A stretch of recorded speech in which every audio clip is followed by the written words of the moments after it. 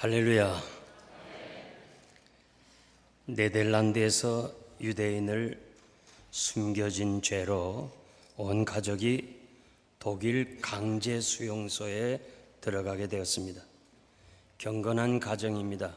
기독교인 가정이고 아버지 카스퍼와 언니 베시와 코리된 붐입니다. 베시는 어릴 때부터 성경을 아버지로부터 배웠습니다. 신앙이 매우 좋았습니다. 어떤 환경이 있든지 하나님께 감사했습니다. 가족은 독일에서 가장 악질적인 라벤슨부르크 감옥에 가게 되었습니다. 베시는 감옥에 들어가면서 하나님께 감사 기도했습니다. 하나님께서 우리를 향해서 어떤 축복을 주시기 위하여 우리를 이렇게 감옥에 보내시는가 흥분된 마음으로 감옥에 들어갔습니다. 그리고 그는 하나님께 감사 기도했습니다. 그의 신앙은 환경과 관계가 없었습니다. 더욱이 감방 안에는 벼룩이 많았습니다. 그래서 많은 사람들은 불평하고 사는 것이 너무 괴로워서 견딜 수 없어 하는데도 베시는 하나님이 벼룩을 많이 있는 감옥에 들어보낸 것도 무엇인가 하나님의 섭리가 있다 생각하고 감사 기도를 했습니다. 후에 알았지만 벼룩이 많아서 간수가 들어와서 간섭을 하지 않아서 성경을 마음껏 읽고 공부하고 기도를 했다는 것입니다. 아버지와 언니 베시는 날마다 당하는 고문과 열악한 환경에서 결국은 감옥에서 소천을 했습니다. 그런데 코리된 분만 살아서 언니의 신앙을 온 세계에 전하게 되었습니다. 언니의 삶은 언제나 어디서나 무엇에든지 감사하고 기뻐했고 모든 환경을 천국으로 바꾸었다, 그런 이야기를 했습니다. 오늘 이 성경 말씀 본문에서 우리에게 말씀하시는 내용도 베시가 가졌던 그 신앙의 모습입니다. 주 안에서 항상 기뻐하라. 한번 따라합시다. 주 안에서 항상 기뻐하라. 빌립보 서신의 주제입니다. 주 안에서 기쁨이지 세상적인 기쁨이 아닙니다. 소유의 기쁨도 아닙니다. 주님이 주신 은혜의 기쁨이기에 빼앗기지 않는 기쁨입니다. 그래서 항상 기뻐합니다. 이 주 안에서, 이것은 바울 신학의 열쇠와 같은 것입니다. 주 안에서라는 132회나 반복하여 사용하고 있습니다. 정말로 형제들아, 주 안에서 기뻐하라. 너에게 같은 말을 쓰는 것이 내게는 수고로움이 없고 너에게는 안전하다. 주 안에서 주님이 주신 구원의 기쁨, 하나님의 자녀가 된 이 기쁨은 계속해서 아무리 강조해도 너희에게 안전하다고 그랬습니다. 사도 바울은 비롯하여 수많은 성도들이 이 믿음의 길을 가게 되고 하나님 나라를 위해서 섬기게 된 비결이 뭐냐? 구원의 기쁨이었습니다. 우리가 살아가면서 여러 가지 환경에 접하게 되고 또 원치 않는 일들이 많이 당하게 됩니다. 우리가 풀어야 될 숙제가 많고 열고 들어가야 될 문들이 많아요. 그런데 이 구원의 기쁨이라는 것은 마치 마스터 키와 같습니다.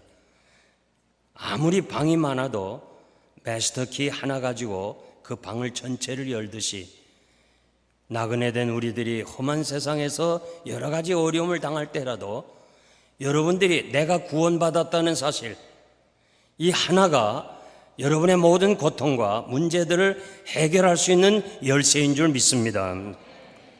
아브라함이 조카 롯과 함께 고향을 떠나서 하나님의 축복으로 소유가 많아질 때에 자연히 제한된 풀과 물이 있기 때문에 서로 목자들이 다투게 됩니다. 그럴 때 아브라함은 롯아, 우리가 이렇게 이 주변 사람이 많은데 서로 다투어야 되겠냐? 이제는 우리가 이만큼 소유가 많으니까 나누어 살면 어떻겠니? 내가 좌하면 난 우하고 내가 우하면 난 좌하겠다. 비슷한 땅이 아니에요. 한쪽은 에덴 동산과 같이 풍요로운 땅이고 한쪽은 황무지입니다. 당연히 아브라함이 좋은 데 선택해야 되지만은 아브라함은 하나님이 살아계시고 하나님의 은혜로 살기 때문에 네가 먼저 해라. 이것이 바로 구원받은 사람의 삶의 선택입니다. 우리는 이 땅이 전부가 아니고 다음 오는 세상을 위해서 준비된 삶이기 때문에 언제나 양보하고 하나님이 주실 축복을 내다볼 수 있는 이것이 바로 구원의 기쁨입니다. 우리가 장차 하나님 나라에 들어가는 그 기쁨이 아니고 이 삶의 현장에서 이미 영생을 소유한 사람답게 살아가는 이 자세가 다윗이 마치 여호와는 나의 목자시니 나는 부족함이 없습니다. 난 아무 소원이 없습니다. 이것이 아브라함의 신앙이고 다윗의 신앙이고 오늘 여러분들의 신앙입니다. 우리가 부활주의를 보냈습니다. 이 부활신앙 그리고 나와 함께 하시는 임마누엘 신앙이 여러분들에게 기쁨의 근원이 될 줄 믿습니다. 한 노인이 먼 길을 가면서 이제 강을 건너야 됩니다. 그런데 너무 지치고 힘들어서 길역에서 도움을 받을 사람을 기다리고 있는데 여러 사람들이 말을 타고 지나갑니다. 그런데 아침부터 도움을 줄 사람을 찾았는데 도움을 줄 사람을 만날 수가 없어요. 여러분들이 전도하러 나가다 보면 그 사람들의 얼굴을 보면서 이 사람은 너무 피곤해 보이고 이 사람은 성격이 이르고 그래서 자꾸 거르다 보면 우리가 전도하지 못한 것처럼 이 노인은 결국 해질 무렵까지 기다리다가 젊은이가 말을 타고 가는 걸 보면서 젊은이 나를 좀 태워서 이 강을 건너갈 수 없을까? 예, 타십시오. 할아버지는 언제부터 이렇게 여기서 기다렸습니까? 아침부터 기다렸다네. 그런데 이 길에 많은 사람이 지나갔는데 왜 저에게 이렇게 해질 무렵에 부탁을 하십니까? 내가 많은 사람을 보았는데 특별히 그 눈을 보았는데 초조하고 불안하고 두려워하고 여러 가지 그 인생살이가 힘들어서 고통 가운데 있는 모습을 보면서 내가 차마 부탁을 하지 못했는데 당신의 얼굴을 보니까 마음에 평안이 있고 그리고 얼굴에 평안이 있어서 부탁을 했다. 그렇게 얘기를 했습니다. 이 청년은 그렇게 보아주셔서 감사합니다 하면서 이 노인의 말을 항상 한평생 간직했다는 거예요. 그래, 내가 마음의 평안을 가져야 되겠다. 내가 기쁨이 있어야 되겠다. 여러분, 내가 기뻐야 상대를 기쁘게 하는 거예요. 내가 불안하면 상대도 불안한 거예요. 그래서 항상 이 젊은이는 노인의 말을 듣고 기쁨으로 살아서 결국 이분은 미국의 3대 대통령인 토마스 제퍼슨이 됐어요. 미국의 건국의 아버지가 됐어요. 지금도 많은 사람들의 존경을 받는 사람이 되었습니다. 사랑하는 성도 여러분, 여러분들의 마음의 여유가 있어야 돼요. 마음의 여유가 뭐예요? 구원받은 하나님의 사랑, 천국을 소유한 사람으로서 여유를 가지고 살아가야 될 줄 믿습니다. 선교사님이 목사님에게 왜 한국 교인들은 교회 안에서 그렇게 얼굴이 심각합니까? 아주 얼굴이 굳어 있다고 그 이유를 물었어요. 왜 그런지 모르겠다고. 아마 여러분들이 한번 다 보세요. 얼굴이 굳어 있어요. 다 웃는 사람 별방 없어요. 특히 뉴장의 성도들이 아주 얼굴이 굳어져 있어요. 그래서 이 목사님이 대답하기가 궁색해서 십자가를 묵상하기 때문에 그렇습니다. 그렇게 대답을 했어요. 그랬더니 선교사님이 부활은 묵상 안 합니까? 예. 부활을 묵상 안 하냐고 대답했어요. 여러분, 우리가 주의 날에, 이 주의 날은요 매주일마다 부활주일이에요. 1년에 한 번만이 부활주일이 아니에요. 초대교회가 주님이 부활하신 날이 안식 후 첫날이에요. 바로 이 날이에요. 그래서 주의 부활을 기뻐하고 영생을 기뻐하면서 모인 이 예배가 오늘의 뉘장의 주일 예배를 드리는 거예요. 그러므로 여러분들이 매 주일마다 부활의 기쁨을 체험해야 되는 거예요. 시편 16편 11절 보니까 주께서 생명의 길을 내게 보이시니, 우리가 영원한 삶을 살았어요. 주님이 내가 부활했으니 너희도 부활할 것이라고 하는 이 영원한 생명을 우리에게 보여주셨으니까 이 부활의 기쁨을 우리가 소유해야 되고, 주의 앞에는 기쁨이 충만하고 우편에는 영원한 즐거움이 있다고 그랬습니다. 장차 우리가 하나님 앞에 갈 그 영광스러운 주님 앞에 설 때 그건 영원한 즐거움이라고 그랬어요. 그리고 광야 같은 세상에 우리가 다닐 때 주와 함께 가는 길이 기쁨이 있어야 될 줄 믿습니다. 빌립보는 감옥에서 보낸 편지입니다. 늙고 병들고 외로운, 언제 사형을 당해야 될지 모르는 이 나이 많은 사도 바울이 교회를 향하여 기뻐하라, 주 안에서 항상 기뻐하라, 자신이 기쁘지 않고 그렇게 말하는 것이 아니라 자신이 기쁨이 넘쳐서요. 그래서 우리에게 항상 기뻐하라. 여러분 빌립보서를 보면은요, 기뻐하라는 말이 너무 많아요. 그래서 여러 가지 기쁨이 없는 세상에서 여러분들이 정말 주 안에서 바울이 가졌던 이 기쁨의 마음을 가진다면 얼마나 행복하겠느냐, 그런 뜻에서 바울의 마음은 어떤 마음이었는가, 세 가지 여러분들이 말씀드립니다. 첫째는 한 마음이었어요. 두 마음을 품으면 모든 일에 정함이 없다고 말씀합니다. 여러분, 근심이 뭐예요? 염려라는, 근심이라는 단어는 마음이 나누어진다 그런 말이에요. 여러분들이 어린아이처럼 정말 오직 엄마 아빠만 의지하고 살아가는 아이들이 고민 안 하는 것처럼 전폭을 하나님만 의지하고 하나님만 신뢰하고 100% 하나님께만 의탁하고 산다면 우리가 근심 없어요. 그런데 하나님도 의지해야 되고 세상에 돈도 있어야 되고 돈 없이는 못 살아. 교회 안에서는 하나님 의지하다가 교회 밖을 나가면 어떻게 사나. 종일토록 밤새도록 절약기도 하고 교회 문을 나서면서 아이고 어떻게 살아. 이 두 가지 마음이 나누어질 때 여기에서 생기는 것이 바로 근심이고 염려입니다. 사도 바울은 다메섹에서 주님 만난 이후에 모든 것을 다 버렸습니다. 모든 것을 다 포기했습니다. 오직 주님, 주께서 나에게 맡겨주신 이 복음 전하는 것, 어떻게 하면 주의 영광을 위해 살아갈까? 살아도 주님, 죽어도 주님, 난 죽으면 더 좋다. 오직 주님 향한 이 뜨거운 헌신의 마음, 이 사명감의 마음, 이것이 모든 환경을 극복하고 기쁨으로 살 수 있는 비결이 됐습니다. 저는 사도 바울이 갇혔던 로마의 감옥을 가보았습니다. 이 길에서 내려가야 돼요. 지하 감옥이에요. 그 차디찬 바위돌에 앉았어요. 그리고 유일하게 이 공기통 같은 이 자그마한 구멍이 하나 있어요. 글로 지는 석양에 햇빛이 잠깐 드는 거예요. 그 자리에 앉아서 사도 바울은 자신이 기뻐하고, 그리고 우리를 향해서 주 안에서 항상 기뻐하라고 이렇게 권면하고 있습니다. 전파되는 것은 그리스도니 이것 때문에 기뻐하고 기뻐한다고 말씀했어요. 자유롭게 다닐 때도 예수 그리스도 전파하면서 기쁨을 누렸고, 이제 감옥에서도 예수 그리스도를 전파하게 돼서 기쁘다는 거예요. 나의 당한 일이 도리어 복음의 진보가 되었다고 하면서 무슨 방법으로든지 예수 그리스도가 전파되면 나는 기뻐하고 또한 기뻐하리라.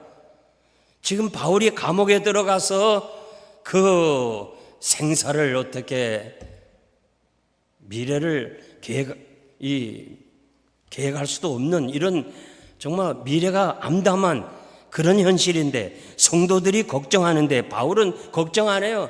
내가 이 감옥에 들어왔기 때문에 시위대 뜰 안에 있는 병정은 쉽게 말하면 경호실 그 엘리트 군인들이에요. 이들에게 복음을 전할 수 있는 기회가 된 걸 기쁘다는 거예요. 내가 만일 이 감옥에 들어오지 않았으면 어떻게 이들에게 복음을 전할 수 있겠냐고 말이에요. 결국 복음을 전한 사도 바울이 300년 지난 후에 로마를 무너뜨리지 않았어요? 핍박하던 로마를 무너뜨리게 하고 기독교 국가로 바꾼 이유가 어디 있어요? 300년 전에 바울이 시대뜰 안에서 복음을 전한 것이 결국 로마를 무너뜨리게 한 것입니다. 많은 사람들은 환경의 영향을 받고 지배를 받게 됩니다. 그래서 환경에 따라서 기쁨을 얻으려고 합니다. 그러나 환경이 절대 기쁨을 주는 거 아니에요. 오직 우리가 하나님을 향한 이 한 마음, 오직 주의 영광을 위해 살겠다는 이 한 마음이 기쁨의 근원이 되는 것입니다. 어느 날 성 프란시스가 제자 레오와 함께 천사의 성 마리아 성당에 가는 길에 제자에게 이렇게 말합니다. 우리가 가는 길에 하나님의 은혜로 기적을 베풀 수가 있다. 소경이 눈을 뜰 수 있고 마귀가 쫓겨나고 안진뱅이가 일어나는데 그 기적이 기쁜 것이 아니다. 그것이 완전한 기쁨이 아니다는 거예요. 레오 제자가 묻습니다. 선생님, 그러면 어느 것이 완전한 기쁨이고 어느 것이 진정한 기쁨입니까? 우리가 비에 젖어 추위에 떨고 배가 고파서 성당에 도착하여 문을 두드릴 때 문지기가 세상을 속이고 사방을 돌아다니며 남의 것을 도적질하는 사기꾼들아, 그러면서 이 악당들아 하면서 욕하고 뺨을 때릴 때 그때 진정한 기쁨이고 완전한 기쁨이라 그렇게 대답을 했어요. 무슨 말이에요? 환경에 의해서 기쁨을 찾는 게 아니에요. 그저 주님을 위해서, 주를 위해서 사는 여기가 진정한 기쁨이라고 그랬어요. 여러분들이 기쁨을 소유하고 싶지 않아요? 미국에 사는 건 행복한 거예요. 감사하면서 살아야 할 조건이 많아요. 미국만큼 이민자들에게 배려해 준 나라가 어디 있어요? 여러분 자녀들보다 미국 정부가 더 여러분들을 대해주잖아요. 어느 자녀가 정확하게 하루도 틀림없이 여러분들에게 생활비와 용돈을 주는 나라가 어디 있어요? 제가 한국에 다녀왔잖아요. 미세먼지 말만 들었어요. 미세먼지가 얼마나 답답한지, 황사가 무엇인지 제가 잘 보았습니다. 적어도 여기서 저 교회 끝에도 안 보일 정도가 황사예요. 그리고 한국은 물가가 얼마나 비싼지 몰라요. 너무너무 비싸요. 그리고 그 노인네들이 생활을 위해서 이 수레를 끌면서 종이를 줍는 사람들이 있어요. 우리 지금 여러분 그런 분 있어요? 없잖아요. 얼마나 감사해요. 아멘은 아무도 없군요. 여러분, 우리가 미국에서 기쁨을 찾으려면, 이 환경에서 기쁨을 찾으려면 기쁨이 없어요. 심리학에서 인간은 자신이 생각하는 방향으로 변한다고 그랬어요. 환경이 사람을 변화시키는 게 아니고 자기가 생각하는 방향으로 변한다고 그랬어요. 한국서 게으른 사람은 여기서도 게을러요. 한국서 불평한 사람은 미국 와서도 불평해요. 한국에서 좀 나쁘게 산 사람은 여기서도 나쁘게 살아요. 미국 왔다고 사람 변하는 거 아니에요. 가만 보면 한국서 게을러서 사업 못한 사람 여기 와서도 못해요. 중요한 것은 미국이 중요한 것이 아니고, 미국이 성공하는 나라가 아니고 내가 중요해요. 내가 생각하는 방향으로 변화돼요. 내 마음이 중요해요. 세상이 어렵다 할지라도 내 마음이 기쁘면 다 기뻐요. 내가 슬프면 다 슬퍼요. 나는 오직 주님 위해 살겠습니다. 이 한 마음. 나도 사도 바울처럼 남은 시간이 얼마나 남았는지 모르지만은 주님 위하여 살겠습니다. 이 한 마음을 가진다면 환경의 지배를 받지 아니하고 어떠한 시련과 환난이 와도 고통이 와도 여러분들은 기쁨을 빼앗지 않을 것을 믿습니다. 두 번째, 넓은 마음이에요. 빌립보서 4장 5절 보니까 너희 관용을 모든 사람에게 알게 하라. 주께서 가까우시니라. 관용이라는 말은 남의 잘못을 너그럽게 받아들이고 용서하는 마음이에요. 주 안에서 항상 기뻐하라 하시면서 너희 관용을 모든 사람에게 알게 하라. 항상 기쁨이 바로 해답이 5절에 있어요. 너희가 넓은 마음으로 용서해주고 다 품어주라, 그런 마음이에요.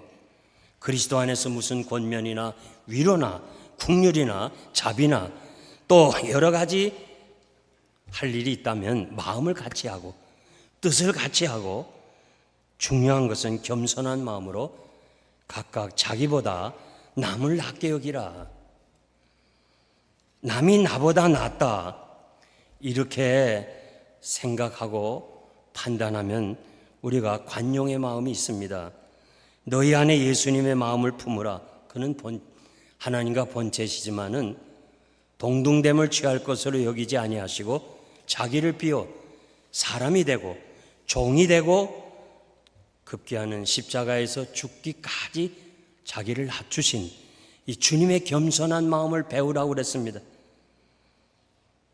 성육신이라는 걸 구원사적으로만 이해하지 말고 우리 삶에 실천적으로 적용해 나가야 할 것입니다.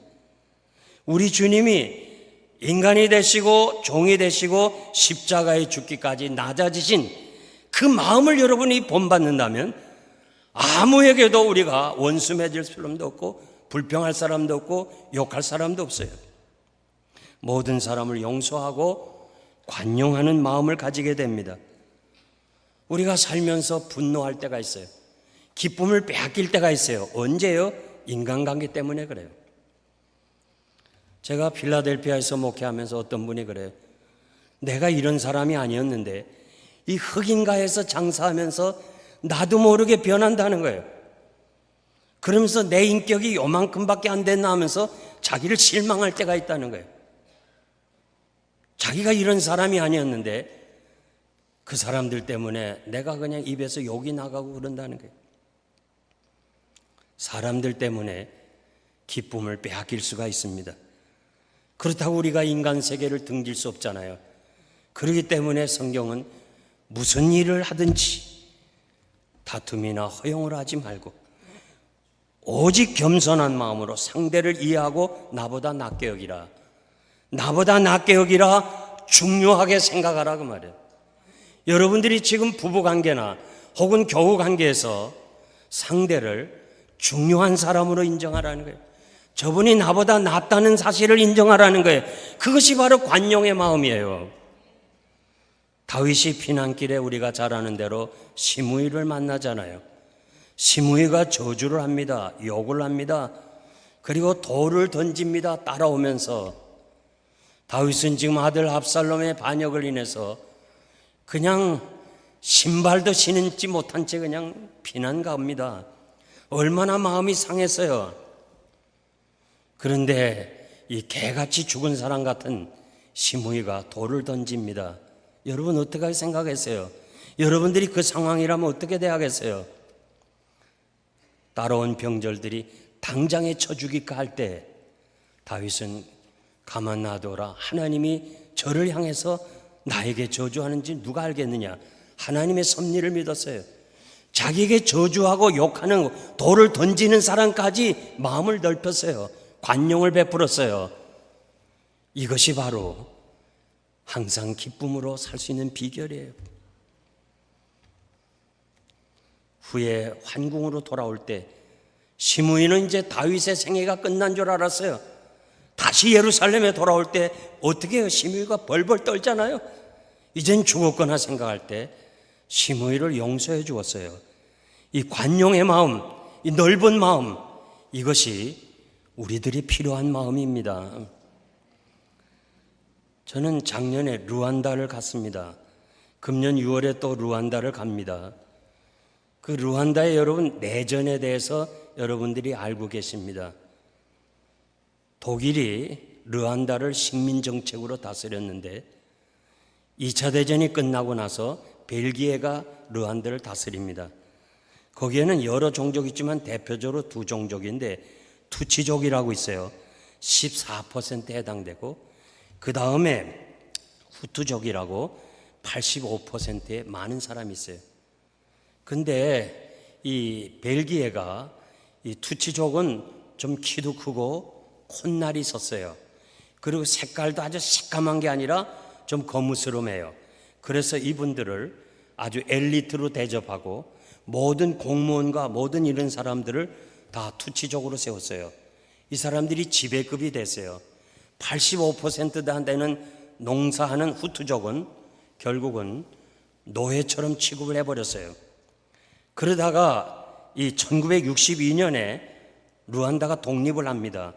독립하면서 투표를 하게 되니까 다수인 후투족이 정권을 잡았어요. 그리고 자기들을 노예처럼 대우했던 이 투치족을 전부 전멸시켰어요. 아주 50만에서 100만 이상을 죽였어요. 어떻게 죽였느냐? 사람 보고 키가 크면 처리했어요. 비슷하잖아요, 흑인들이니까. 또 코를 자로 쟀어요. 여기 콧날 세우느라고 애쓰는데 거기 콧날 세운 사람 다 죽었어요. 하여간 가서 보니까 너무너무 잔인했어요. 그래서 남은 사람들이 전부 이웃 나라로 도망가서 거기서 다시 힘을 키워가지고 거기서 게릴라전을 하는 거예요. 그래가지고 이 후투족이 정권 잡은 걸 뒤집어 버리잖아요. 다시 보복을 하는 거예요. 그래서 여기서 죽고 저기서 죽고 여자들이 그냥 얼마나 많이 죽고 내전으로 너무너무 폐허가 됐어요. 아프리카 땅 여러 나라를 제가 가보았지만 루안다는 미국과 같아요. 아주 땅이 기름져요. 그리고 강우량도 많아요. 얼마든지 농사 잘해서 잘 먹고 잘 살고 부유한 나라가 될 수 있는데 가장 가난한 나라가 됐어요. 제가 지난 한 열흘 동안 가서 작년에 너무너무 고생도 많이 했어요. 얼마나 힘든지 몰라요. 그런데 제가 금년 6월에 또 가려고 해요. 왜냐하면 그들의 영혼이 너무 불쌍한 거예요. 그래서 제가 이번에는 한 500명 정도를 지도자를 가르칠 거예요. 작년엔 250명 가르쳤어요. 그리고 수천 명이 모아서 그들에게 복음을 전하려고 그래요. 제가 루안다 소식을 말씀드린 것은 언제나 보복하기 시작하면 결국 폐허가 되고 말아요. 시편 119편 32절 보니까 주께서 내 마음을 넓히시오면, 내 마음 넓히는 것도 내가 할 수 없는 거예요. 주께서 내 마음을 넓히시오면 내가 주의 계명의 길을 달려가겠습니다. 분쟁이 많은 고린도 교회를 향하여 바울이 뭐라고 그랬어요? 내가 자녀들에게 말하는 것처럼 아비된 심정으로 말하는데 너희 마음을 좀 넓히라. 좀 넓은 마음을 가져야 우리가 기쁨을 소유할 수가 있습니다. 이 뉴욕 장로교회가 필요한 거 좀 넓은 마음이에요. 누구든지 품을 수 있는 마음. 이 마음이 여러분에게 있어야 됩니다. 그래야 나도 기쁘고 이 교회 찾아오는 모든 사람이 기쁨이 넘칠 줄 믿습니다. 마지막으로 견고한 마음이에요. 빌립보서 4장 1절 보니까 나의 사랑하고 사모하는 형제들, 나의 기쁨이여 면류관 사랑하는 자들아, 이와 같이 주 안에서 서라. 굳게 서라는 거예요. 주 안에서. 이 말이 무슨 말인가 하니 사도 바울 당시에 이 극장에서 검술사와 맹수가 싸우는 이런 전투를 보기를 좋아했어요. 그래서 많은 사람이 모입니다. 극장에. 야외 극장에 모이면 먼저 동쪽 문에서 검술사가 나타나요. 그러면 이 검술사가 딱 서 있어요. 자세가 흔들림이 없어. 그러면 그날의 사자와 싸워 이겨요. 그러나 먼저 나와서 딱 섰을 때 겁이 많아서 오늘 죽을까 두려워서 그런 사람 벌써 다리가 흔들려요. 그러면 관중들은 벌써 평가해요. 오늘의 전쟁은, 오늘의 싸움은 사자가 이긴다, 이렇게 판단해요. 이것을 잘 알고 있는 성도들에게 주 안에서 굳게 서라는 거예요. 아멘입니까? 주 안에서 굳게 서야 돼요. 그럴 때 모든 지각에 뛰어난 하나님의 평강이 그리스도 안에서 너희 마음과 생각을 지키시리라. 주님이 내 마음, 내 안에 계셔서 성령께서 내 생각을 지키시는데, 여기 지킨다는 말은 파수한단 말이에요. 파수. 빌립보 성은 요새입니다. 그래서 로마가 다른 건 몰라도 빌립보 성을 강력하게 지켰기 때문에 당시에 빌립보 성 안에는 도적이 없었다는 거예요. 그 사실을 알고 있는 성도들에게 로마가 성을 지켜서도 단단한데 하나님이 너희 마음과 생각을 지키시는데 아무것도 염려하지 말고 감사하고 기도로 너희에게 구할 것을 하나님께 구하라. 염려하지 말라. 이 말이 바로 기쁨의 근원, 그리고 견고한 마음입니다. 하나님이 자기를 사랑하는 자를 위하여 예비해 둔 것은 눈으로 볼 수 없고 귀로 들을 수 없고 그리고 마음으로 생각지 못하는 거예요. 하나님이 여러분의 앞날 미래를 다 예비해 두었어요. 믿습니까? 믿습니까? 우리 미래 걱정할 거 없어요. 인생들은 왜 두려움이 있어요? 왜 걱정해요? 미래가 불안한 거예요. 미래가 불안한 거예요. 모든 걱정은 다 오늘의 문제가 아니에요. 내일의 문제예요. 그런데 우리 하나님께서 우리 미래를 예비하셨다는 거예요. 욥은 이렇게 말하잖아요. 나는 모릅니다. 여러분도 모릅니다. 그러나 분명한 것은 나의 가는 길은 하나님이 하십니다. 사람들이 볼 때 정말 욥이 불쌍한 존재예요. 하루아침에 다 잃어버렸잖아요. 그리고 병들었잖아요. 정말 저 사람의 미래가 어떻게 될지 몰라요. 그런데 욥은 하나님이 하신다. 이 하나님이 하신다는 이것 때문에 그는 그 어려운 가운데서도 담대했어요. 절대 하나님을 원망하지 않았어요. 결국 하나님이 그 미래를 축복해 주었습니다. 내가 너를 고아와 같이 버려두지 않겠다고 그랬습니다. 하나님이 여러분의 아버지가 되심을 믿으시길 바랍니다. 하나님이 살아계셔서 여러분의 미래를 책임지고 인도해 주실 줄 믿습니다. 국가의 독립을 위해서 투쟁하다가 9번이나 감옥에 갔습니다. 결국 사랑하는 딸 13살 둔 딸을 두고 감옥에 갈 때 그 아버지의 심정이 찢어지는 거예요. 할아버지, 어머니, 할머니 다 그냥 감옥에 가요. 13살 난 얘는 소녀이기 때문에 결국 얘 혼자 두고 감옥에 가는 거예요. 그 아버지 마음이 얼마나 아프겠어요. 그래서 그는 편지를 씁니다. 감옥에서 매일처럼 사랑하는 딸아, 너 곁에 아버지가 없지만은 그러나 아버지가 여기 감옥에 있다. 너를 위해서 기도하고 있다는, 그러면서 이 딸에게 매일처럼 편지로 교훈합니다. 결국 이분은 인도의 아버지 네루 수상이 됐어요. 초대 수상이 됐어요. 지금도 존경받아요. 1966년 13살 된 그 딸이 성장해서 인도의 수상이 됐어요. 인디라 간디입니다. 감옥에서 그 사랑하는 딸을 할 수 있는 것이 아무것도 없어요. 다만 매일처럼 편지를 했어요. 용기를 가지라, 담대하라, 우리가 살 길은 이 길이다. 매일처럼 편지를 했어요. 하나님 아버지가 우리에게 편지를 보냈어요. 하나님의 말씀이에요. 여러분, 하나님의 말씀대로 살아보세요. 세상의 아버지도 자기 딸을 귀하게 여기는데 하물며 너일까 보냐? 왜 우리가 신앙의 고아가 되어 하나님이 여러분의 아버지가 되어주시고 여러분의 갈 길을 인도해 주실 줄 믿습니다. 말씀대로 사시기를 바랍니다. 말씀 위에 굳게 서기를 바랍니다. 말씀에 붙잡혀 살기를 바랍니다. 담대하게 살아야 돼요. 굳건하게 사세요. 이것이 기쁨의 근원인 줄 믿습니다. 이제 제가 말씀을 맺겠습니다. 발명왕 에디슨은 말년에 귀가 어두워서 듣지를 못합니다. 의사와 상담해서 수술받기로 날짜를 정했습니다.